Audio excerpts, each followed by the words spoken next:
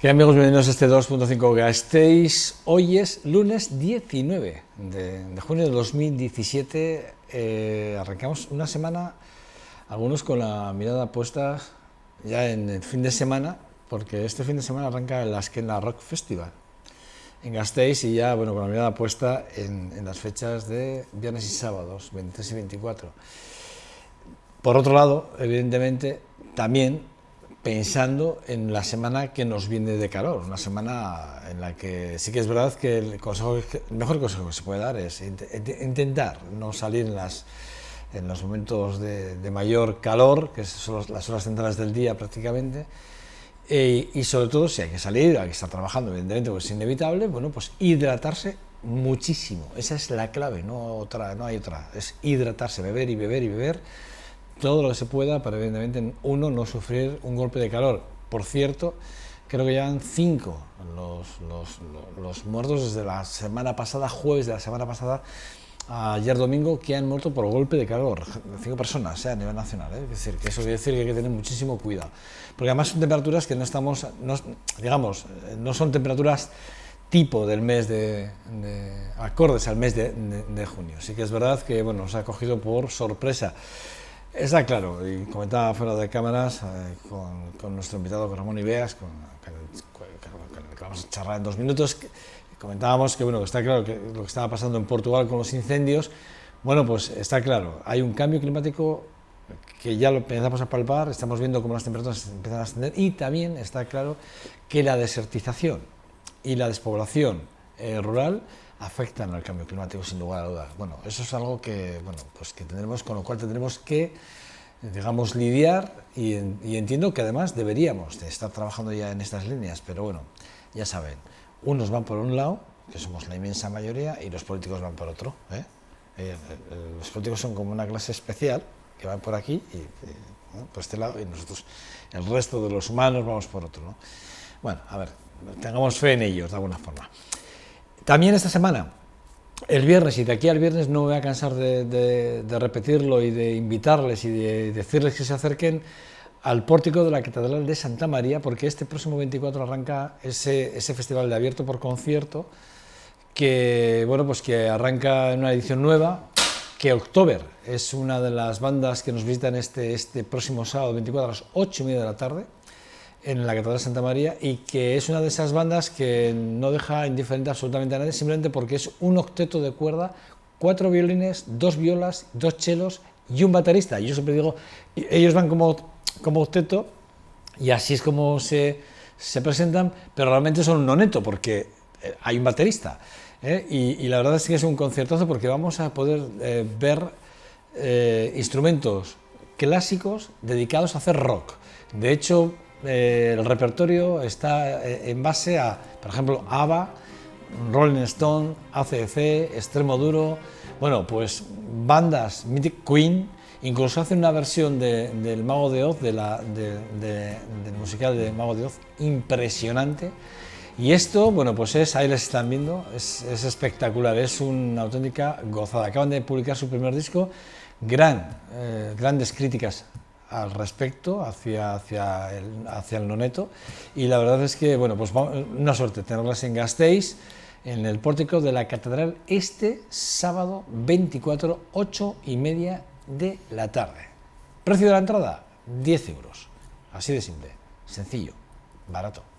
Bueno, yo no puedo por lo menos que invitarles que se acerquen al pórtico.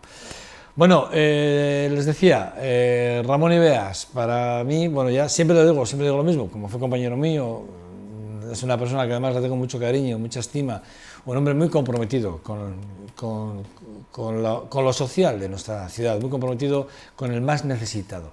De hecho, él es el secretario general de Cáritas Vitoria, y él, yo que lo conozco muy bien, no solo, como dicen, no solo hay que parecerlo, sino hay que serlo, o no sé si el dicho es que serlo hay que parecerlo. En el caso de Ramón, las dos cosas. Bueno, Ramón, ¿qué tal estás? Bien.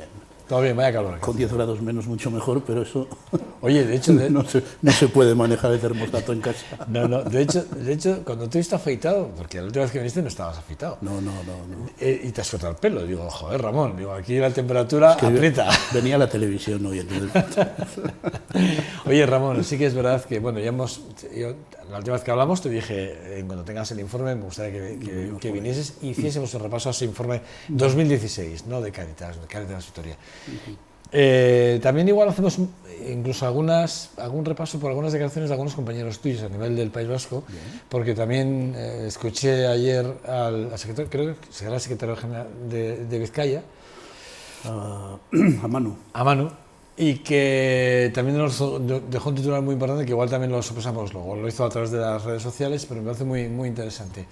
Pero Ramón, con respecto al 2015, porque estamos hablando del informe del 2016, con respecto al 2015, digamos, datos, ¿son datos para el optimismo o son para el pesimismo? ¿Son datos para que los políticos y la sociedad sigamos tomando nota de que todavía estamos y se está, y ahí tú dabas una cifra muy importante, 55 familias, ahora mismo, 55 familias más a sumar, en una situación realmente de pobreza absoluta?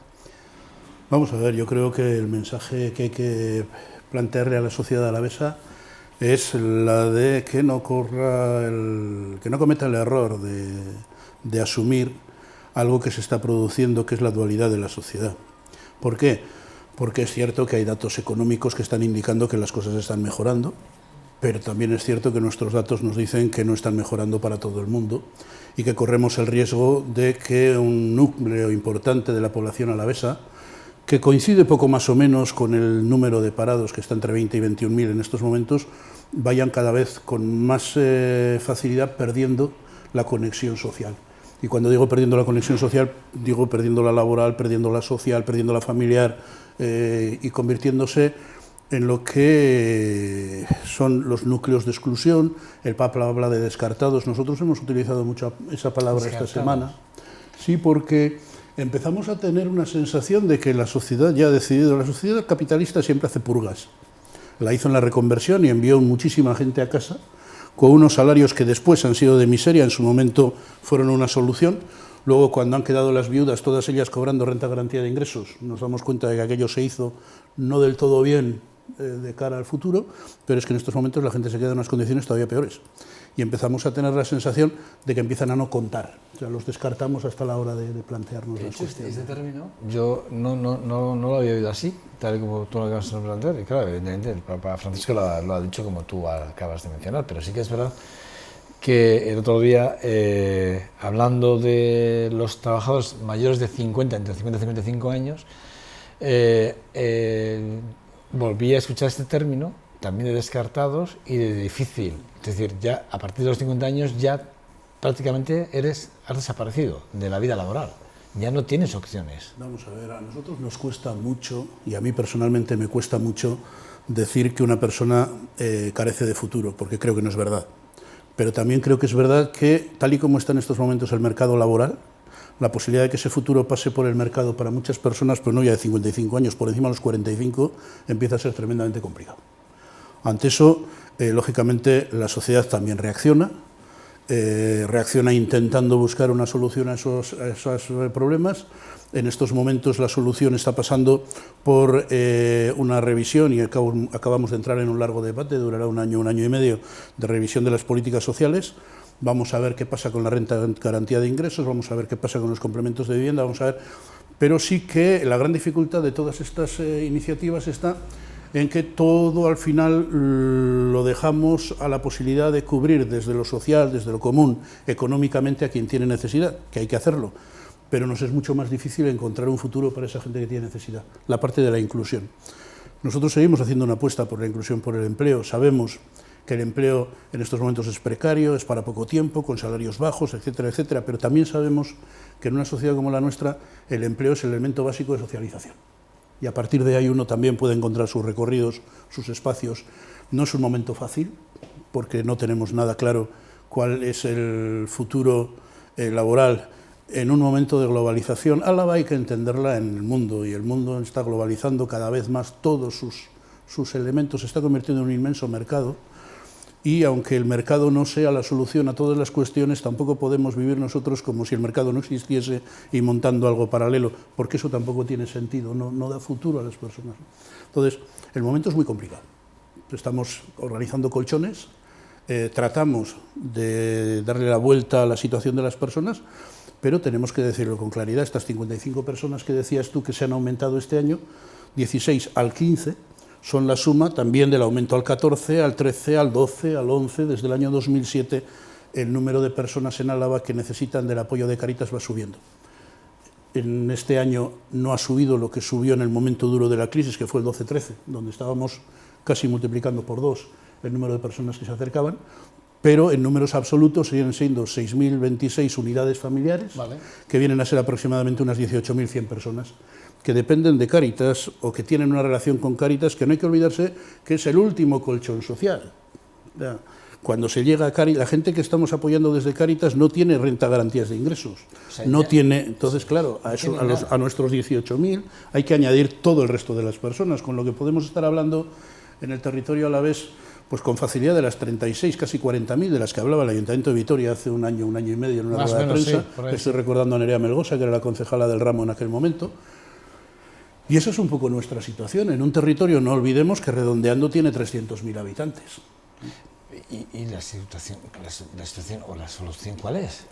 Porque escucha, porque vosotros sí que habéis aumentado el presupuesto a nivel del País Vasco, creo que es un 7% más, ¿no? 5 millones largos. 5 millones, creo que son 5,3 millones de euros más. 5 millones largos, de los que medio millón, poco más o menos. ¿Es cuestión de dinero? No, no es cuestión de dinero. Vamos a ver, nosotros eso no es fácil de explicar, porque siempre cuando te acercas al mundo de la información son los datos los que dan titulares. Los 55 más, los 5 millones que nos hemos gastado. La inmensa mayoría del trabajo que hacen fundamentalmente los voluntarios de Cáritas, a los que, por cierto, premió la asociación Landazuri el sábado pasado, junto a los voluntarios de Cruz Roja. El inmenso trabajo que hacen los voluntarios tiene mucho más que ver con acompañar a las personas, ayudarles y ponerles el brazo en ese itinerario largo muchas veces, que una cuestión meramente económica. Lo económico ayuda porque te permite mantener talleres, te permite dar una ayuda en un momento de urgencia, te permite evitar que una familia se quede sin una vivienda, te permite muchas cosas, pero no es la gran cuestión. De hecho, de las 6.000 y pico intervenciones familias a las que hemos acompañado, en torno a 1.300 han sido con una ayuda económica, el resto han sido con otras cuestiones. Una cosa está clara, viendo los números de este año, evidentemente el crecimiento es exponencial. Es decir, tú decías desde el 2007 al 2015 o 2016 se ha visto como hay un crecimiento, pero los datos que tienen las instituciones, tanto Ayuntamiento como Diputación, no dicen lo mismo. Es decir, hay un pequeño retroceso en las dos instituciones. Vamos a ver, y los dos datos son ciertos. Tengamos en cuenta que si hemos pasado de tener hace un año y medio, 2 años, 25.000 parados en Álava, sí, y en estos momentos estamos en 21.000 parados en Álava, lógicamente esas 4.000 personas han repercutido en algún ámbito de contabilidad, no en el de Cáritas, pero perfectamente han podido ser en el del Ayuntamiento de Diputación. Estamos trabajando en los mismos ámbitos, pero con distintos espectros. Pasa lo mismo en la economía. En la economía estamos diciendo, la economía está creciendo. ¿Y la economía está creciendo por qué? Pues porque sube la bolsa, porque se genera más empleo, por una serie de razones. Y es verdad. Lo que ocurre es que si eso lo trasladamos al colectivo que estamos atendiendo nosotros desde Cáritas, la repercusión es ínfima. ¿Por qué? Porque siempre ocurre lo mismo. Cuando se empieza a activar la economía, más allá del debate sobre si el crecimiento es la solución, que yo creo que no, pero más allá de ese debate, si cuando crece la economía, ¿qué es lo que ocurre? Que normalmente los primeros ámbitos en los que repercute es en los que están bien situados en el ámbito económico, que son los que van recuperando, y con mucha suerte hacen de tractor. Y esto es como un tren, cuando la locomotora tira, empieza a tirar del primer vagón, del segundo, del tercero, nosotros somos el último, el vagón de cola, entonces para cuando a nosotros nos toca siempre más tarde. Hay una cosa que es interesante en los análisis de Cáritas, somos los primeros en darnos cuenta de que algo se tuerce y algo va mal, y somos los últimos en recuperar la posición cuando las cosas cambian. Y eso también es una constante. Siendo los primeros, yo me pregunto, institucionalmente, ¿cruzáis datos, por ejemplo, con vuestra ayuntamiento con respecto a vuestra situación y la situación de la gente que pasa por vuestros servicios? Vamos a ver, institucionalmente, Cáritas, con las instituciones públicas en el territorio que son Diputación y ayuntamientos, porque también hay ayuntamientos más allá de Vitoria. Sí, concejos. Que a veces se nos olvida. Sí, concejos y cuadrillas. Tenemos una relación fluida de intercambio de datos, siempre con el tema de la Ley de Protección de Datos, que no te permite algunas cosas, pero sí tenemos una relación fluida, lo cual no quiere decir que siempre estemos de acuerdo. Hay momentos en los que ha habido más tensión y otras menos, pero nosotros ahí estamos siempre dispuestos a trabajar, igual que estamos dispuestos a trabajar con el tejido social. Otra cosa es que nos sumamos a lo que creemos que tenemos que sumar y aportamos lo que creemos que tenemos que aportar en un determinado momento. Y muchas veces es ser ese termómetro. Nosotros, por ejemplo, el Gobierno vasco, cuando se hizo la reforma de Renta Garantía de Ingresos de 2010, le dijimos, se van a quedar fuera 3.500 familias, de las que en estos momentos están con expectativa de derecho, porque les falta muy poquito para llegar a cobrar. No nos hicieron caso y luego se produjo eso. En aquel momento nosotros tuvimos que poner casi 4 millones de euros extra para poder enfrentar. Porque nosotros siempre se nos acusa de evitar eso de cuanto peor mejor. Si esas 4.000 familias lo hubiesen estado pasando muy mal... ¿Pero quién te dice eso? De más de un espectro. ¿En serio? Más de un espectro. Vamos a ver. Es que perdona que te haya cortado, pero es que me ha sorprendido lo que has dicho. Hay gente que está en la dinámica de decir... ¿Cuanto peor mejor? ¿Piensan en Cáritas así? No en Cáritas, en la dinámica social. O sea, cuanto peor esté la sociedad, más cabreada va a estar y más posibilidades va a haber de que pueda haber un vuelco desde esa perspectiva. Eso está presente. Increíble. Eso está presente también en los debates. Entonces, a nosotros eso a veces se nos echa en cara. Nosotros no hacemos tornillos, trabajamos con personas. Si hay que ayudar a una persona, no vamos a dejar de hacerlo por coyuntura. Y entonces nosotros sí que nos damos cuenta a veces de que al gobierno le tenemos que apretar, bien sea municipal, bien sea diputación o bien sea gobierno vasco. ¿Por qué? Porque tiende a acomodarse. Si nosotros nos hacemos cargo de todo lo que no cubre el Ayuntamiento de Vitoria, por ejemplo, o la Diputación de Vitoria o el Gobierno vasco, ellos están absolutamente cómodos. ¿Por qué? Porque ya están cubiertas las necesidades. Entonces tenemos que jugar en ese doble nivel, asegurar a la gente que sus necesidades están cubiertas en la medida que podemos y a la vez denunciar que hay cosas que no se deben hacer como se están haciendo. Hablabas de las tensiones, que me he quedado con ello, lo tengo aquí en mi cabeza retenido al hecho, que suele haber tensiones entre las instituciones y Cáritas. Esas tensiones tienen nombres y apellidos. Porque estamos hablando de personas. Y momentos políticos también. Por ejemplo, a mí no me terminan de gustar los enfoques políticos que se generan en torno a los procesos electorales, donde normalmente los partidos tratan de marcar perfiles y en muchas ocasiones, en vez de marcar perfiles de propuesta, lo que marcan son perfiles de captación de voto. Tuvimos un serio debate en torno al tema de renta garantía de ingresos y el tema de la iniciativa legislativa popular que se planteó en su momento, no porque se plantease una iniciativa legislativa popular, porque por ejemplo en la que intentó evitar los desahucios, Cáritas Diocesana de Vitoria recogió firmas, pero sí por el contenido. ¿Por qué? Porque se hablaba de ayudas más justas y lo que hacían era ajustar las ayudas a unos parámetros que realmente lo que hacían era recortar esa posibilidad, ¿no? Entonces, en estos momentos se está volviendo a activar esta cuestión. Nosotros estamos atentos a los contenidos, no a los eslóganes. Y en los eslóganes, pues sí que a veces ha ocurrido. Yo recuerdo, fue un momento muy complicado con el Partido Popular en su momento y con Maroto en su campaña de la alcaldía, con un eslogan que Alfonso Alonso en estos momentos no está utilizando. Javier Maroto hablaba de las ayudas para los que la merecen. Alfonso Alonso está diciendo que las ayudas para los que la necesitan. Ya estamos en un entorno en el que nos encontramos con más facilidad, porque ciertamente las ayudas son para la gente que está en situación de necesidad. El tema de los méritos recorre otros espacios distintos.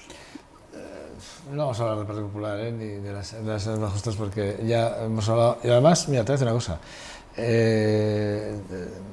No sé si me dará tiempo o no, pero a Itziar Lamarain, que es la que... Itziar Lamarain, voy a decirlo bien, Itziar Lamarain, que es quien ha cogido el testigo ahora en esta nueva etapa de ayudas más justas. Espero que pase por este programa en breve, espero que venga aquí a hablar y poder charlar con ella de este asunto. ¿Cuál es el camino en el que estamos ahora mismo, Ramón? Porque sí que es verdad, ¿no?, que viendo los datos, viendo los números, y también te va a ver, por cierto, me merece mucho tu opinión, o quiero saber tu opinión con respecto al tema de los antirrumores que están funcionando por Gasteiz, a ver cómo lo ves tú, cuál es el valor que haces, pero ¿cuál es el rumbo en el que ahora mismo estamos inmersos? Si tú ves luz al final del túnel o no, o tú crees que esa luz está excesivamente lejana y además no solo en el tiempo, sino lejos también de la percepción de la ciudadanía, ya no de los políticos, de ciudadanos, si lo percibimos o no esa pobreza. Eso es una pregunta con muchas preguntas a la vez. Sí, pero vamos a ver. Solo yo creo que hay un error que es muy humano, y es pensar que hay un momento en el que la situación es ideal. No lo ha existido en la historia de la humanidad, no lo va a existir ahora. El ser humano trata de ser feliz, trata de construir una sociedad en la que pueda ser feliz y trata de ser feliz personalmente, y en ese trabajo está continuamente. Y hay veces que lo hace bien, hay veces que se equivoca, pero esa es la cuestión. Yo creo que estamos ahí, estamos intentando generar espacios en los que la vida pueda ser mejor. En esa vida mejor nosotros siempre apostamos por el que sea mejor para todos, que sea más justa, que sea más equitativa, que sea una perspectiva, otra antropología distinta nos va a llevar a posiciones en las que lo mejor o peor depende de cómo le va a la persona particular. Y entonces eso diluye más lo social y ensalza más lo individual. Yeah. Pero eso es el juego social que hemos trabajado siempre, ¿no? Con el tema de los rumores, antirrumores, vamos a ver, yo creo que lo que tenemos que hacer es ser tremendamente serios a la hora de analizar qué es lo que está pasando en Europa. Por ejemplo, hace un año estábamos hablando de la posibilidad de que las fuerzas de extrema derecha coparan los gobiernos europeos. Las elecciones les están dando un golpe detrás de otro, no han conseguido ganar absolutamente en ningún lado. Y hoy adelantaban los datos de Francia con Macron, que va a tener una mayoría absoluta, sí, siendo absolutamente europeísta. Con lo que vamos a ver si somos capaces de tomar distancia suficiente para analizar las cosas. El UKIP en Inglaterra, en Gran Bretaña, en las últimas elecciones ha desaparecido del mapa. Le Pen ha sacado 8 escaños en Francia a la espera de las últimas contabilidades, como es lógico, pero vamos a ver, ahí hay un espectro que nos está volviendo a decir que la ciudadanía europea no es per se ni racista, ni xenófoba, ni individualista, ni tal ni cual. Lo que tiene es una serie de prevenciones, algunos pueden decir una serie de miedos, a los que hay que analizar despacio. Porque sí que es verdad que con esta situación de globalización hay muchas cosas que han cambiado. Nuestros padres han sido personas que han trabajado normalmente desde los 14 años hasta su jubilación en la misma empresa. Nosotros ya somos una generación a la que eso no le ha pasado. Y nuestros hijos, a ver si hay suerte, y consiguen trabajar toda su vida aunque sea en distintas empresas. O sea, eso va cambiando. Y ante eso, las personas nos ponemos en prevengan. Y en esos prevengan es donde surgen todo tipo de afirmaciones, algunas absolutamente injustificables, pero otras que hay que analizar despacio.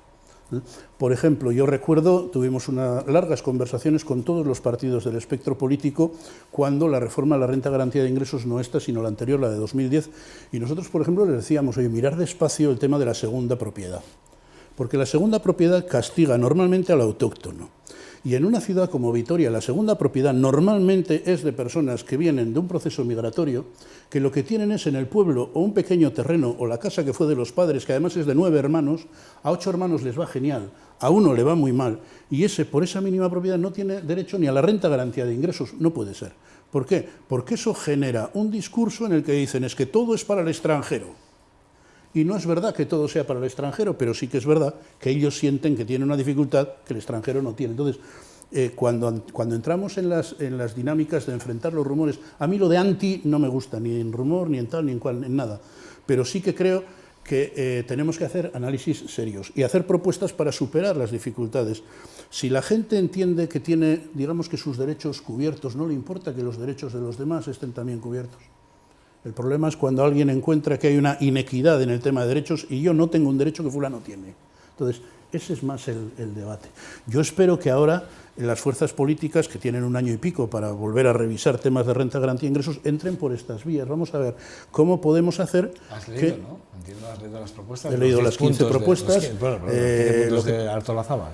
Lo que pasa es que más que las propuestas, lo interesante es el debate, en el sentido de, vamos a ver, las propuestas son un elenco de 15 afirmaciones que van a pasar por un filtro parlamentario, probablemente por una comisión, probablemente también por las interpelaciones que se hagan entre ellos y las aportaciones que podamos hacer otro tipo de organizaciones, y a partir de ahí terminarán siendo 9, 12 o 21 propuestas. Esas van a ser las claves. El punto de partida del debate, a mí me da la impresión de que es suficientemente abierto. Creo que Beatriz Artolazábal se equivocó cuando dijo que con 650 euros se podía vivir dignamente. Creo que se ha vuelto a equivocar el lehendakari Urkullu cuando ha dicho que hay que tener en cuenta el resto de la suma de ayudas, que puede llegar a los 1.200 euros, pero también hay que tener en cuenta que esas sumas no son matemáticas. No, escucha, es que además para llegar a esa suma total, a muchos no van a poder llegar nunca. No. Por diferencias con número de personas en la familia. Simplemente con eso, bueno, hay más connotaciones, pero no van a llegar nunca. A muchos no van a llegar nunca. Son muy pocos los que van a llegar a esa cantidad. Vamos a ver, yo creo que aquí el debate hay que ponerlo en su sitio. Y el debate tiene que ver con el salario mínimo interprofesional. En España lo que es una vergüenza es el salario mínimo interprofesional. Ese es el gran debate. Vamos a ver, en Francia el salario mínimo está en 1.480 euros, en España 707, que multiplicado por 2 son 1.414. El 100% de aumento en España no llega ni al suelo que en estos momentos tiene Francia. Es verdad que la política francesa es una política muy subvencionada, trabajan muy bien lo de los lobbies en la Unión Europea, etcétera, etcétera, pero ¿qué es lo que nos ocurre? La gran barrera la tenemos es que con un salario tan bajo no conseguimos que la gente que trabaje cobre dignamente, porque con pagar el 850 ya estoy por encima del salario mínimo y con 850 también se vive muy mal, y lógicamente si no quiero desincentivar el acceso al empleo, no puedo poner ayudas por encima de 707. Y entonces estamos metidos en una trampa en la que la última palabra la tiene el Gobierno central, porque es su competencia, pero en la que se equilibra todo el tema de pensiones. Vamos a ver, el salario mínimo no es la voluntad de pagar o dejar de pagar, es la estructura que sostiene el suelo económico de todo lo que es la dinámica social del país, ¿no? Yo creo que esa es la clave.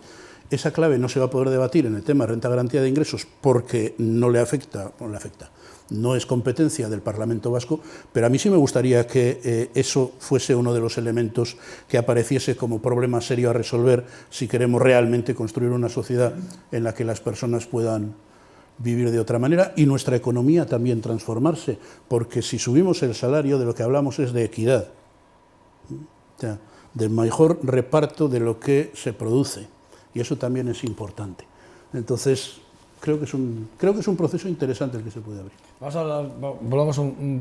a volver a Vitoria, y vamos a volver a Vitoria hablando de los programas, ¿no? Programas de talleres de ocupación que ofrecieron becas formativas a 216 personas en 2016. Los talleres de prelaborales, 119 personas, y a partir de ahí la inserción laboral en el 2016, si no me falla el dato, son 30 contratos de inserción de formación agrícola, 3 en huertas, 3 de cooperativa y 10 en el marco del convenio de colaboración con la Fundación Giltza, ¿no? Esto es así, 42. ¿no? 42 en total. 42 exactamente. Vamos a ver, nosotros ahí... números con respecto al 2015... Vamos a ver, con respecto a 2015 y a 14 y a 13, Cáritas en un determinado momento... Cáritas Diocesana de Vitoria tuvo un momento en el que tuvo que tomar una decisión seria, porque además nos ha dejado una cicatriz, que quien sabe encontrarla y buscarla la ve con mucha claridad. Nosotros el año 13 estábamos adelantando 850.000 euros como consecuencia del atasco que había en la resolución de rentas de garantía de ingresos. Era imposible que nosotros pudiésemos aguantar ese ritmo porque ese ritmo nos llevaba a quebrar caja. Ya nosotros tenemos un presupuesto de 2.900.000, no vamos a llegar ni a 3 millones este año. Solo un tercio de ese presupuesto era solo para cubrir algo que el Gobierno era incapaz de hacer en un plazo que ellos mismos se habían dado por ley. En ese momento tuvimos que tomar la decisión de no apoyar per se esa situación, hacer los análisis de otra manera. La cicatriz está en que el año siguiente los dineros que nos gastamos en eso fueron 300 y pico mil. Lógicamente esa decisión había repercutido, pero a esas familias no las podíamos dejar aparte. Entonces, ¿qué es lo que decidimos? Que había que potenciar todo lo que tenía que ver con promoción, con formación y con empleo. Y nos metimos ciegamente a intentar poner cosas en marcha. Eso que supuso los talleres ocupacionales y los talleres prelaborales, donde a la gente, además de formarle y enseñarle a trabajar, lo que le damos es una beca por aprender. Nosotros sabemos que la gente que viene no son mis hijos que están estudiando, no. La gente que viene a intentar buscarse un espacio en el mundo y tiene que pagar la comida y no tiene trabajo. Yo no le puedo tener a alguien en un taller 4 horas, enseñarle cosas y no resolverle el bocadillo que se tiene que comer ese día o la cama en la que tiene que dormir. Y entonces decidimos que íbamos a plantear 2 cosas, que esas personas iban a estar con nosotros solo media jornada, para que otra media la pudiesen utilizar a aprender el idioma, a buscar un trabajo, a lo que fuese, y por ello les íbamos a pagar la mitad del salario mínimo interprofesional menos 1 euro, para no desincentivar el acceso al empleo. Entonces, ahí tenemos un grupo de personas. A partir de ahí, el siguiente paso, ¿cuál fue? Intentar llegar al mercado laboral normalizado. En una situación de tremenda precariedad, sobre todo formativa, eso es muy difícil. Eso es muy difícil. Entonces, decidimos entrar en el ámbito de las empresas de inserción, pero no convirtiendo a Cáritas en una empresa de inserción, sino generando espacios. Dentro de la Iglesia había ya espacios, la Fundación Giltza, de la que en estos momentos también somos patronos. Generamos una cooperativa, la cooperativa Berjantzi, que es la que maneja todo el tema de ropa. Hemos generado otra cooperativa en el ámbito agrario y ahí es donde hay 42 personas que están trabajando ya con contratos durante periodos máximo de 3 años por la tipología del contrato de inserción. Y a partir de ahí lo que tenemos es un equipo de voluntarios que lo que está haciendo es patearse las empresas para pedir trabajo para esta gente. Si quiero quedar bien, tengo que decir que el 100% de los que salen del programa encuentran trabajo, pero si tengo que decir la verdad, tengo que decir que han sido 3 los que han terminado el programa y con 3 personas uno puede encontrar más fácil una respuesta a este tipo de cosas. Pero es un camino que se ha abierto y que vamos a ver qué recorrido tiene. ¿Cómo te agradezco tu sinceridad, amigo mío? Del servicio en la Mila, también números importantes. Sí, y además yo creo que este momento un cambio importante. Son importante. 898 demandas, ¿eh? Sí, y casi 300 contratos firmados por personas que están intercambiando temas en el servicio doméstico. En la memoria del 2016 hemos dicho eso, en la del 2017 diremos que la Ambilia ya no existe como la hemos conocido, ya no está única y exclusivamente en el servicio doméstico. Lo que hemos tomado es la decisión de convertirla en agencia de colocación. Eso nos ha supuesto tener que cambiar nuestros parámetros, coordinar con la Ambilia algunas cuestiones. ¿El objetivo cuál? Poder intermediar más allá del servicio doméstico en otro tipo de demandas de empleo. ¿Por qué? Porque se nos están quedando los hombres fuera. Vale. Claro.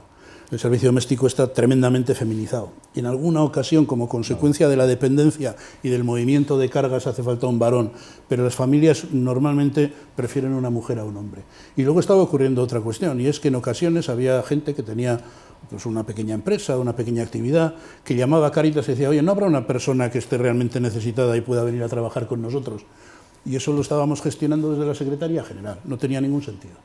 Y dijimos, bueno, vamos a convertir la Ambilia en una agencia de colocación para poder responder a todas estas demandas con las personas con las que nosotros trabajamos fundamentalmente, pero no solo, porque la ley te obliga a tener que abrirlo a toda la sociedad, cosa que hacemos encantados. Oh, pues son 898 demandas, ¿eh? Sí. Y salvando además una situación muy complicada. Nosotros pensamos que todo esto se nos iba al garete cuando llegó la crisis, porque normalmente cuando llega la crisis golpea a las familias, en las familias a las que golpea fundamentalmente a las mujeres, que es la que vuelve a casa, y cuando la mujer vuelve a casa el servicio doméstico sale. Y pensamos que ahí iba a desaparecer ese mercado. No ha desaparecido, no ha bajado nunca de 250 contratos año. Estuvimos en 800 y pico contratos y casi 1.600 demandas. Ahí sí ha habido una bajada. Pero en estos momentos no, estamos en el suelo ya empezando a repuntar. Por eso a veces también digo yo, es verdad que en la economía se está moviendo algo, están subiendo contrataciones en el servicio doméstico, eso también nos está diciendo algo. El ingreso 2016, 2.829.000. Los gastos, 2.900.000, 88.000 euros de déficit. Aquí hemos hablado esta semana, hablando de la X de la cruz que se pone en la declaración de la renta a la Iglesia. Yo dije que había que marcarla y alguien dijo, sí, pero no llega todo. De esa X hay una parte que no llega a Cáritas, o si llega, llega poco. Vamos a ver, de la X de la Iglesia llega una parte que es la que a nosotros nos da la Conferencia Episcopal. De la X de los servicios, digamos, de las organizaciones sociales, llega un porcentaje repartido, o sea, con otros. De las dos X os llega el dinero. Sí, Sí, vamos a ver, nosotros hemos lanzado una campaña de doble X, porque al final el ciudadano lo que a veces no sabe es que puede manejar el 1,4% de lo que es su aportación no lo sabe, vía fiscal. Claro. Y entonces dice, si no hago X ya sé que se lo queda al gobierno, pero mi 0,7 o lo mando a la iglesia o lo mando... No, puedes mandar un 0,7 a la iglesia y otro 0,7 a las organizaciones sociales, un 1,4 y eso se gestiona así. Entonces, en ese juego nosotros estamos, pero a nosotros nos preocupa más la percepción social de la realidad, en el sentido de que el déficit está más en lo que tiene que ver con los donativos que en lo que tiene que ver con los dineros que entran, digamos que de instancias públicas. ¿Por qué? Porque está calando la sensación social de que la crisis está superada y que al estar superada hay menos pobres y que al haber menos pobres, ¿para qué tanto dinero? Eso está calando. Y ese es el problema. No hay menos pobres, hay más, están en peor situación, tienen peor futuro, llevan con nosotros más tiempo y vamos a tener que seguir ayudándoles con lo que tengamos. Nosotros eso sí lo tenemos claro, nos gastamos hasta el último céntimo, pero el que tenemos. ¿Y por qué hay un déficit de 80.000 euros? Porque ha habido otros años en los que ha habido un superávit de 43 y nosotros no repartimos dividendos el último día del año. Si lo hiciésemos estaríamos en un agujero, pero como eso lo metemos en un cajón, pues del cajón vivimos también, ¿no? José Ramón Berzoseguno, buenos días. María Surrutia, ¿qué tal? ¿Todo bien? Esperanza Molina, ¿qué tal? Vamos tirando. Que no es poco, que decía que bueno, y echamos en falta a Saber Añúa, que nos ha dejado por el baloncesto. Nos abandona por el baloncesto, siempre es por el baloncesto, siempre. Bueno, y por su patria de adopción, Francia, que es la de su mujer, evidentemente. Bueno, supongo que a Ramón os habrán surgido muchas preguntas y bueno, pues nada, pues José Ramón, te veo con muchas ganas de preguntarle. No, lo que pasa es que sí, yo tengo muchas ganas de preguntarle, más que de preguntarle, de apoyarle. Que si es poco no a él, sino apoyar a la organización. Lo primero, yo diría que mis elogios a Cáritas, por principio, así de entrada ya.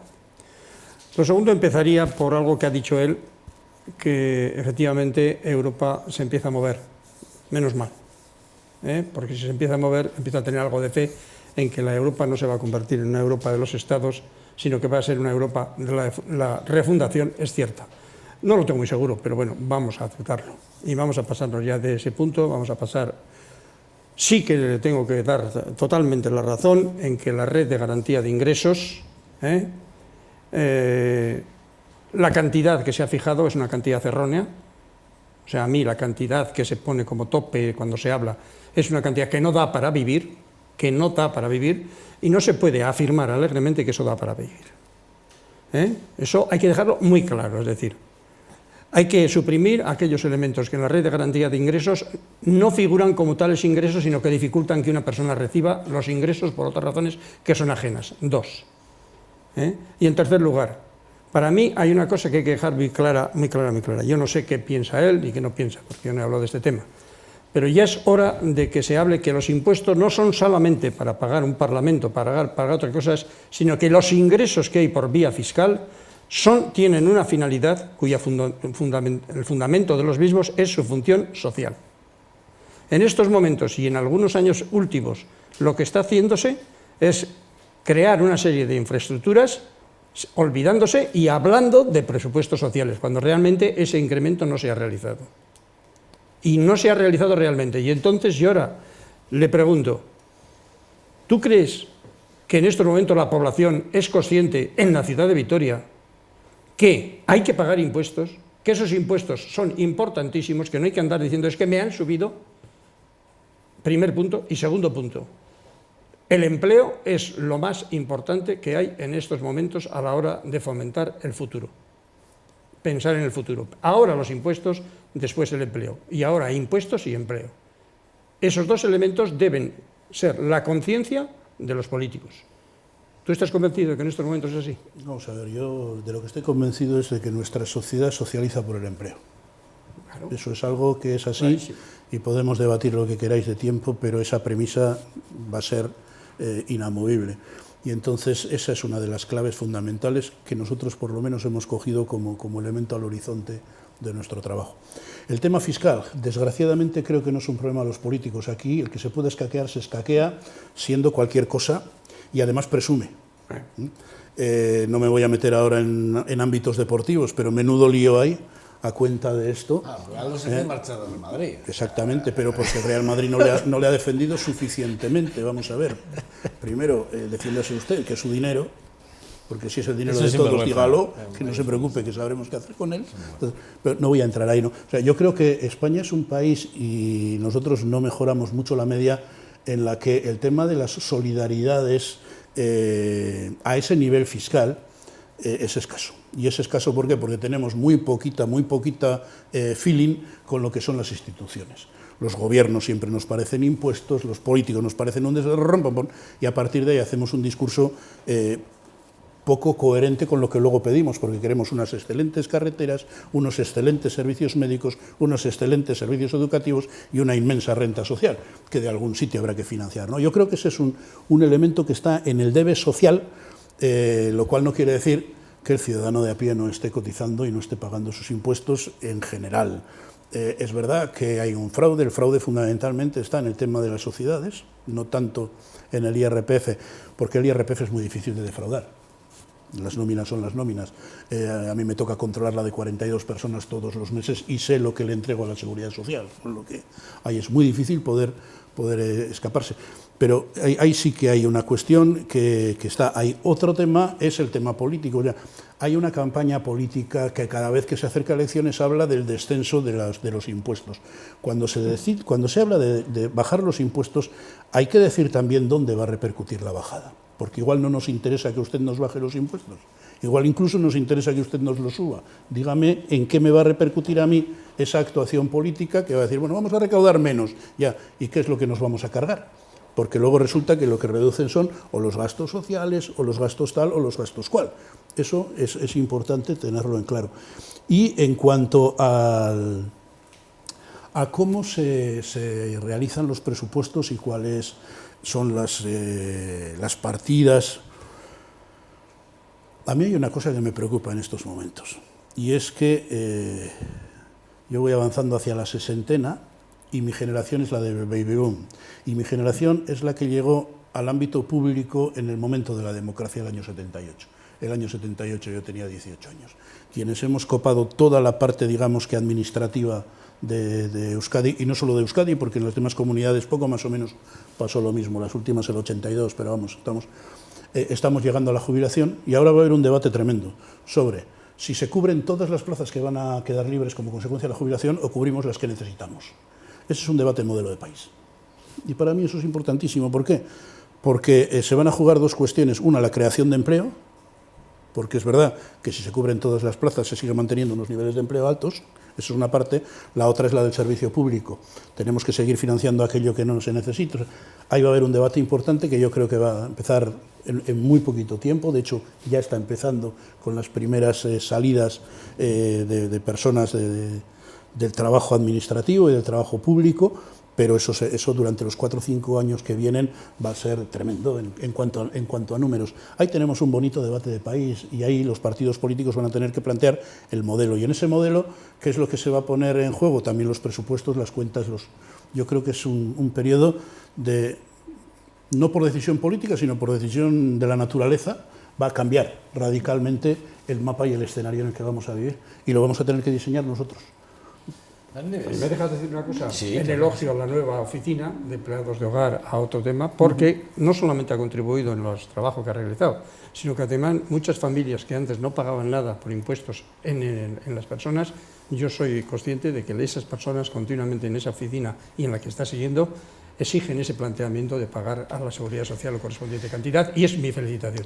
Yo voy a apuntar algo a lo que tú has dicho, breve, le voy a dar la palabra a María Nieves, pero te voy a decir una cosa. Yo estoy desde hace tiempo, y cuando digo hace tiempo, y en eso de los medios de comunicación ya son muchos años, pero ya llevo como, creo que unos 15 años, si no más, diciendo que el modelo de gestión en el que estamos inmersos ahora mismo es un modelo de gestión en el que hay que cambiarlo de forma radical, porque es el modelo caduco y es el modelo que ya no funciona. Ya estamos en una situación.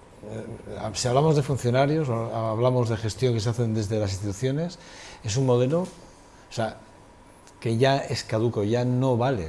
ahora mismo ya no vale. Lo estamos viendo en Francia, lo hemos visto en Dinamarca, lo acabamos de ver en Alemania. Ahora apunta que Italia también va en el que, bueno, pues efectivamente los modelos de gestión públicas, hay que cambiarlos, y yo creo que es una de las claves importantes, porque tú dices, bueno, es que el dinero, o sea, ¿cómo gestionamos los presupuestos? ¿Dónde ponemos dinero? Y hablabas y decías, es que si a mí me hablas de recortes y me dices que con los recortes vas a colocar el dinero, me dices, vas a recortar en políticas sociales, en políticas sanitarias, en políticas... No me recorte, oiga, manténganme ustedes los puestos que yo quiero tener sus servicios. El problema no es ese, el problema es que las decisiones que se toman con nuestros dineros primero te dicen menos impuestos, y luego ya veré qué hago yo con el dinero, y yo soy el que coloco el dinero y dónde lo coloco en función de mis objetivos, nunca sociales y sí políticos. Ese es el problema en el que estamos inmersos. Y hasta que el político no esté realmente al servicio del ciudadano, no hay nada que hacer. Y son dos modelos, ¿eh? El modelo político actual, que tiene que cambiar ya sí o sí, y luego el de gestión pública, que también hay que cambiarlo, sin lugar a dudas. Yo, si me permites, y perdona que se alargue el debate, yo sí te diría dos cosas. Primero, cuando hablamos de los políticos, yo creo que hacemos una generalización que no les hace justicia, en el sentido de que hay muchísimo político que mete un montón de horas al servicio público, no cobra un duro, se lleva a casa unos cabreos inmensos y está ahí R, y me estoy acordando de los concejos alaveses, por ejemplo. Pero escucha, Pero Ramón, pero es que ese político yo no me refiero a ese, porque el poder de decisión que tiene ese político es el del concejo. Es el que es, pero siempre es más que el que no lo tiene, y entonces con las generalizaciones corremos ese riesgo. Hay gente impresentable en todos los ámbitos de la vida, incluso en el que yo represento. Puede haber gente impresentable, por utilizar la misma expresión. Es verdad, pero eso no hace que el ámbito sea impresentable, y entonces a veces a mí eso me cabrea, el tema de que los políticos son uno. Vamos a ver, los políticos hay de todo, como en botica. Y con respecto a la gestión, vamos a ver, yo creo que cada vez se avanza más a la gestión mixta. La gestión mixta es que las cosas las haga quien sabe hacerlo. Vamos a ver, a mí me dan ahora 3 millones de euros para montar un hospital y monto un desastre, porque no tengo ni idea de cómo se hace eso. No es solamente una cuestión de poder y de presupuesto, es de cómo lo hago. Y en el cómo lo hago yo creo que cada vez la sociedad tiene que estar más presente. Y cuando hablo de la sociedad en su conjunto. El ámbito público, el ámbito privado, el ámbito social, en el sentido de que tenemos que... Vamos a ver, nosotros somos muy hijos del franquismo, y estamos hablando de lo público y lo privado. Lo público no es público, es nacional. Público es todo, un taxi es un servicio público, y es de un señor privado. Entonces, está lo nacional y está digamos que la iniciativa social o la iniciativa privada. Entonces, una apuesta por las escuelas nacionales, mal llamadas públicas, no unas por las privadas tampoco. Vamos a ver cómo articulamos las necesidades de las cosas para poder tener los mejores servicios educativos que podamos tener. Y a veces lo harán privados y a veces lo harán públicos, y habrá sitios donde solo el privado lo pueda hacer. Voy a poner un ejemplo de un ayuntamiento de Vitoria, y no voy a citar, de Álava, y no voy a citar el ayuntamiento para que nadie se me enfade. Es un ayuntamiento que a la hora de llevar adelante las cuestiones sociales tenía un serio problema. ¿Por qué? Porque es muy pequeñito, tiene 2 o 3 núcleos de personas en situación de necesidad muy marcadas, y con los parámetros que le ocurría, que siempre salían unos o salían otros, y le generaba un problema. ¿Qué le planteamos? Tú saca la convocatoria, y saca la convocatoria, no la hagas tú, no lo hagas como servicio público, hazlo vía subvención. Eso que permite que entremos aquellos que en un determinado momento podemos coger, aquellos que tenemos que coger. ¿Y eso cómo lo hacemos luego? Pactando contigo, que eres el ayuntamiento, y con las... ¿Y qué es lo que ocurre? Que esos 3 colectivos ya no son 3 colectivos, hay 4 de aquí, 3 de aquí, 2 de aquí, rompemos los colectivos. Eso lo público no lo podía hacer en cumplimiento de la norma, pero por otra vía, que era la vía subvención, sí se podía hacer desde... Esa es una manera de cooperar entre lo público, entre la administración pública y los entes sociales. Eso es posible. Hay que echarle imaginación. Pero esa es toda la razón. Hay que echarle imaginación. No. Vamos a ver. El modelo de gestión es caduco. Ese modelo de gestión es caduco. Ahí está el ejemplo. Porque el modelo de gestión de lo público ahora mismo en esa situación no tiene esa capacidad de poder gestionar. Tiene que abrirlo a lo privado para que pueda competir, para poder acceder. Hubiese sido caduco si no hubiesen sido capaces de cambiar su propio método de actuación. O sea, ellos han sido capaces de cambiar su modelo de gestión. a un modelo de gestión mejor. Entonces, pero eso es un debate, luego lo tenemos. Valeria Visorrutia. Bueno, ¿qué te voy a decir? Felicitaros, Gracias. además, porque estáis haciendo una labor increíble. A mí, una de las cosas que, lo de vía rumores, que has dicho que no te gusta, pues es que es lo que más se oye. La gente está muy pendiente de los rumores. Dicen, es que a este le dan, es que Cáritas ayuda. Bueno, también se dice que Cáritas ayuda a aquel que vosotros queréis. Entonces, a mí me parece, por todos los lados, hay una parte que estamos, bueno, admirados de todo lo que estáis haciendo, pero hay otra parte de gente que critica todos estos movimientos. Y después, los impuestos. Es que yo no lo sé, claro, no es vuestro, eso habría que decirlo a nivel de gobierno. ¿Por qué de una vez no somos conscientes de que nuestros impuestos son los que van a cubrir gran parte de esas ayudas? Y luego, otra cosa, ya son 3, no me mires, que quieras o no, los gobiernos hacen un poco, reparten como quieren. Pues tendríamos que exigir, los votantes, que los gobiernos tuviesen siempre una parte para ayudas sociales, pero que fuese una parte que se complementase con otras cosas y no siempre la parte menos, o sea, más coja para ayudas sociales. Que ahora me llevo a mi terreno. Otra parte que siempre le quitan es a la cultural. ¿Por qué? Y a otro tipo de ayudas se les da todo eso. No es una pregunta para ti, pero bueno, no lo sé. Ya que estamos aquí abiertas... A mí se me ocurren 3 reflexiones. Primero, cuando los presupuestos no terminan de responder a las situaciones reales, terminan convirtiendo en real algo que no lo era, porque los presupuestos tienen un poder tremendo. A veces no nos damos cuenta de lo importante que es mantener, sobre todo actividades culturales, que son las que se caen porque todo el mundo entiende que lo de la cultura es algo que se parece más a un vicio, a una necesidad por lo que se ve. Entonces, y ahí se corta rápido. Entendemos que otras cosas son mucho más serias, por ejemplo la sanidad, no nos vaya a dar un achuchón y nos pase lo que a los americanos, que antes de cogerte la ambulancia miran a ver si tienes el carnet de haber pagado la cuota y si no te da el infarto y ahí te mueres en mitad de Manhattan, ¿no? Entonces, eso sí que es una situación que está sobre la mesa, que tiene que ver con los impuestos, que tiene que ver con una manera de relacionarnos, con una manera cultural. Respecto a quiénes atiende a Cáritas, mira, nosotros atendemos a quienes queremos. Nosotros atendemos a base de unos baremos que se deciden en un consejo de 15 personas oídas, así como 40 profesionales que lo que nos plantean son problemas. La última variación la hemos tenido como consecuencia de algunas diferencias que hay a la hora de asignar prestaciones municipales. Entonces, nosotros en eso estamos moviéndonos continuamente. Hay un movimiento tremendamente importante al que estamos poniéndole muchísima atención. Las personas autóctonas son ya el 32% de los atendidos por Cáritas. Sí. Antes de la crisis eran el 7%. Okay. ¿Qué es lo que ocurre? Que cuando una persona pierde el trabajo normalmente tiene paro, después tiene el SEPE, para cuando llega a Cáritas lleva ya 2 o 3 años. Eso solo pasa a quienes tienen trabajo. La inmigración no tiene trabajo, entonces lógicamente los migrantes están más presentes. Pero hacemos trampa en la contabilidad, porque los autóctonos son el 30%, los inmigrantes el 70% ya, pero de 80 países, con lo que si hiciésemos el porcentaje en matemáticas puras y duras no me da un 1% en ningún país. Eso tampoco es verdad, porque luego Nigeria tiene muchos más, Marruecos y Argelia, pero no me daría el 1%, con la diferencia sería, utilizando las matemáticas aquellas de un pollo entre 2 a medio pollo, utilizando aquellas serían, por cada 30 españoles un extranjero. Claro. Entonces... ¿Y en este caso? Claro, entonces, ¿qué es lo que ocurre? Que luego también hay gente que viene a... vamos a ver, y no es una broma. Ha habido gente que ha venido a Cáritas a pedir un adelanto de dinero para pagarse unas vacaciones porque la caja no le adelantaba el dinero porque no pagó las vacaciones del año anterior. Lógicamente Cáritas le dice que no, y lógicamente va al barrio diciendo que Cáritas solo ayuda, bla, bla, bla, bla, bla, bla. También hay gente que dice que Cáritas reparte carros de niños y los niños se tiran. El año pasado 9 carritos de niños repartimos.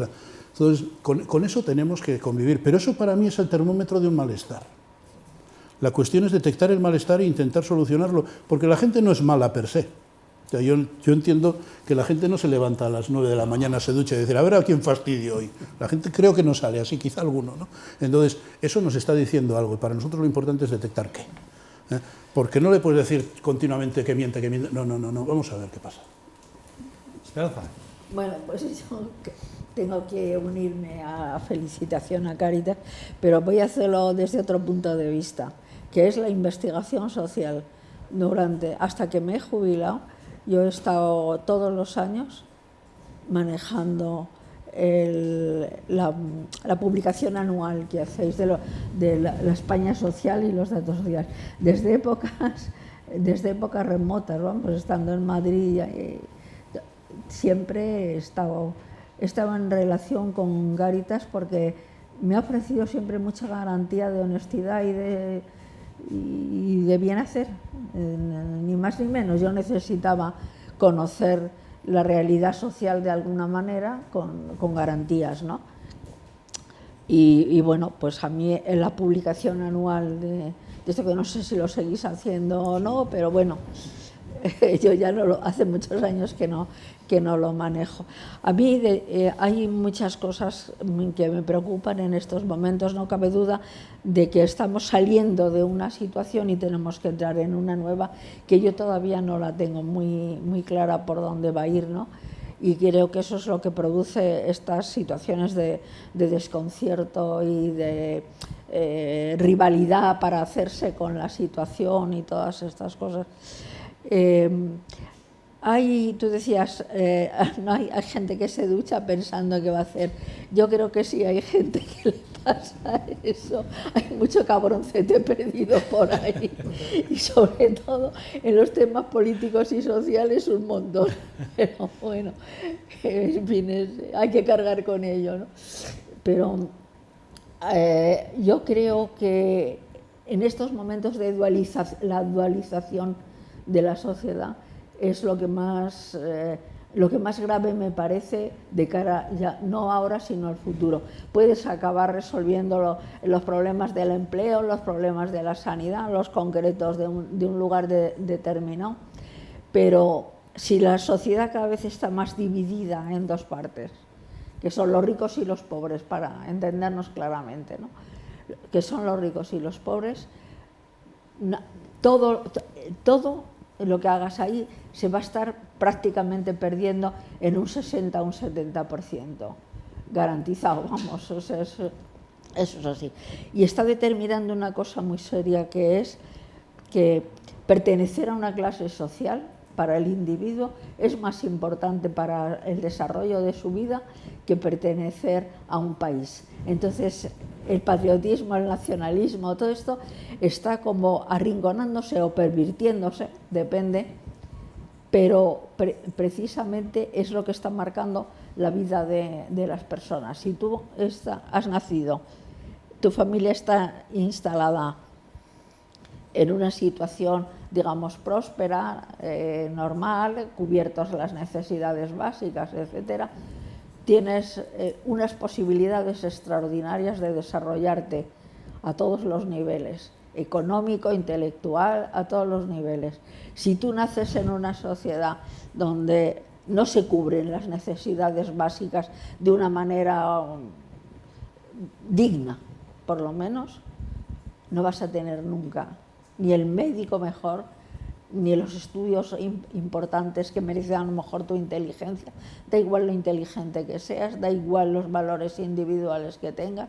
El estar instalado en una clase o en otra es mucho más decisivo que ser inglés, norteamericano, catalán o vasco. O sea, me da igual. A mí eso me trae al fresco, porque eso no le va a resolver al individuo cada vez menos su situación personal y su desarrollo personal.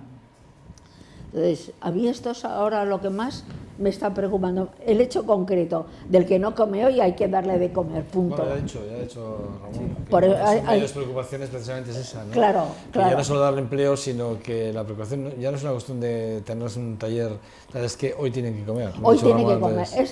Ramón lo ha dicho muy bien, ha explicado sí, coincido mucho con lo que él ha dicho.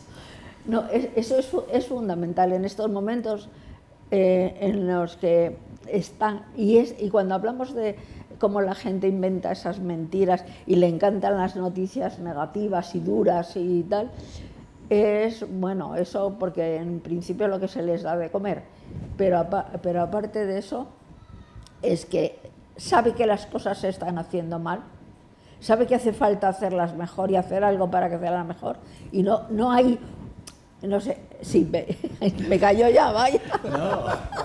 No, Me estás haciendo, señor, para que me calle, pues no, me callo. quiero que vayas a la pregunta, concreta. Una pregunta concreta. La pregunta concreta. Pues siempre me decía una pregunta concreta que no me ha dado tiempo a desarrollarte. Vamos a ver, yo sí unas reflexiones muy breves. Primero, el primer informe FOESA, que era lo que te estaba refiriendo, Sí. es de 1967. Sí, sí, claro, O sea es que yo soy de hace algún tiempo. Sí, sí. Marca algunas constantes, y una de las constantes es que en este santo país nunca hemos conseguido encontrar una fórmula para que el ascensor social funcione. Claro, claro. De hecho, cuando las crisis son más duras, los ascensores funcionan peor. Y en estos momentos acabamos de hacer un estudio sobre la pobreza de las generaciones más jóvenes, entendida como pobreza heredada. La pobreza hereditaria en España es uno de los grandes problemas, Sí, señor. que es lo que tú estabas comentando. Y entonces romper esos elementos se dio un momento a partir del 78, en los primeros años de la democracia, hasta el 87, 88, se dio un momento en el que dio la impresión, sobre todo por la eclosión de universidades y la cantidad de personas que pueden acceder a esos estudios. La variedad política, ¿no? Podías Por eso. acceder a la variedad Entonces, política. ahí se produjo un incipiente cambio social que se parecía algo a los 30 gloriosos de Francia, de Centro Europa, ¿no? Pero que se acabó con la crisis del 89, y a partir de ahí no se ha conseguido recuperar ese escenario. Hemos vuelto a una sociedad mucho más estratificada. Y yo sí quisiera hacer dos apuntes, si queréis, de otro nivel más intelectual.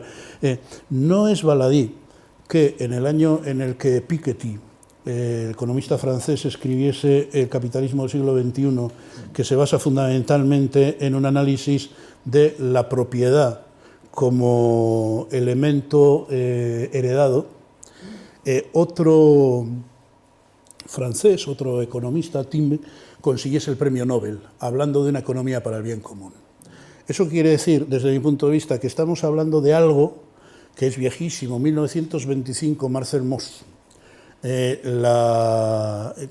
Luego lo hemos traducido como la economía del don. Su trabajo fundamentalmente era antropológico. Y lo que él venía a decir es que la economía de mercado no soluciona las cuestiones del intercambio económico en lo humano, donde hay otra serie de elementos que estamos marginando. Y esos elementos que tienen que ver con la equidad, con conseguir equilibrios. La equidad no es una equidad perfecta, no es una igualdad perfecta, es conseguir los equilibrios suficientes como para que la sociedad sea consistente, coherente y cohesionada. Y ese quizás sea el gran debe. Y por eso una sociedad dual la que nos lleva a un problema cada vez más de enfrentamiento, que nunca sabe uno si no es intencionado. No. En el sentido de que una de las grandes herramientas económicas de la humanidad siempre ha sido la guerra. Que creen que sí. Siempre ha sido la guerra. Mira, has dicho algo que es muy interesante y tú has dicho la frase que me parece que es la frase con la que me voy a quedar, que bueno, la pobreza heredada. Sí, eso es verdad. Eso es. Esa pobreza heredada de la cual tú hablas, hay muchos sociólogos de la cual han trabajado sobre ella, sobre la frase, y han hecho grandes ensayos. Y te voy a decir una cosa, hay una cosa que sí, ahora te dejo, Esperanza. No, hay una cosa que es importante y es la riqueza heredada. Este país tiene una historia muy reciente, que fue una guerra civil, que puso a unos vencedores y a unos perdidos en una situación. Los vencedores generan unas riquezas que son las que han heredado muchos en un tránsito de más de 40 años, y en esas riquezas heredadas hubo unas pobrezas heredadas, y son los dos bandos que hoy todavía en ese tándem del posicionamiento económico. Ahí está el debate, ¿eh? Me parece muy interesante lo que has dicho y me quedo con ello, porque me ha venido rápidamente lo de la riqueza heredada en la época del franquismo, ¿no? La cantidad de nombres y apellidos de grandes familias que hoy son ricas gracias a que lo que se llegaron a expoliar realmente en la época de Franco, hicieron a grandes nombres de hoy y a grandes familias muy ricas y evidentemente a los que deberían haber sido tan ricos como ellos, muy pobres. Eso es una realidad también que está dentro de la historia de este país, sin lugar a duda. Esperanza, decías. No, que hay yo recuerdo perfectamente del Pozo, los vecinos del Pozo, pues cuando hablaban contigo pues tranquilamente y tal, te dicen, yo es que quiero que mis hijos, yo no he podido estudiar y yo quiero que mis hijos estudien y vivan mejor que nosotros. Y luchaban desaforadamente, nadie sabe el esfuerzo que las familias modestas y pobres de este país han hecho para que sus hijos pudieran ascender por esta sensación, por esta realidad de que las pobrezas y las riquezas se heredan. Sí, ni más ni menos. Cuando lo ha dicho me he quedado con esa parte de la historia. Y romper esa herencia. Estoy intentando recordar el sociólogo que escribió hace poco a este respecto y no me acuerdo, pero cuando venga lo digo. Un apunte respecto a lo último que has dicho, porque creo que es muy importante. No sabemos el esfuerzo que han hecho las familias pobres para que sus hijos tengan un futuro mejor. Traduzcámoslo a la vitoriana. Y que me perdonen algunos si se sienten excesivamente fotografiados. No sabemos el esfuerzo que han hecho las familias en los barrios de Zaramaga, Ariznavar, Arambizkarra, etcétera, etcétera, para que sus hijos tengan un futuro mejor y venga esta crisis y los devuelva a casa. Cuidado, porque probablemente ahí tengamos uno de los elementos básicos para poder empezar a entender por qué hay una parte de la población alavesa tan profundamente cabreada. Exacto. Porque hay un fracaso de un proceso migratorio que empezó en la década de los 60 y se ha cargado, quizá no en la segunda, pero sí en la tercera generación. Y de proyectos. Y se ha encontrado además con una migración nueva de colorines que le viene muy bien como elemento digamos que de enfrentamiento, sí. Pero nos está diciendo otra cosa. Ramón Irías, amigo mío. Cuando quieras. Esta es tu casa, siempre. Yo no, la verdad es que cada vez que vienes me dejas siempre sin palabras, me quedo anodado, me encanta escucharte, porque además haces mucha pedagogía en tu forma de orar y de expresión. Esa es la experiencia de Arnavi. Sí, bueno, y de los jesuitas, que también nos viene muy bien a los dos. A mí por lo menos personalmente me vino muchísimo, me vino muy bien realmente. Gracias, Ramón Irías, secretario general de Cáritas Vitoria. Siempre un placer y un lujo y poder hablar contigo siempre, bueno, por lo menos nos devuelves a la realidad. Otros quieren ocultarla, tú nos llevas a ella y eso es lo importante, siempre tenerla clara y presente. Gracias. Bueno, nada, hacemos una pequeña pausa, despedimos a Ramón y nada, y enseguida al debate. Nada, tenemos un poquito de debate porque no lo hemos comido con la entrevista con Ramón. Últimamente nos está pasando esto, pero bueno, es porque las entrevistas también son intensas, densas y además también muy interesantes.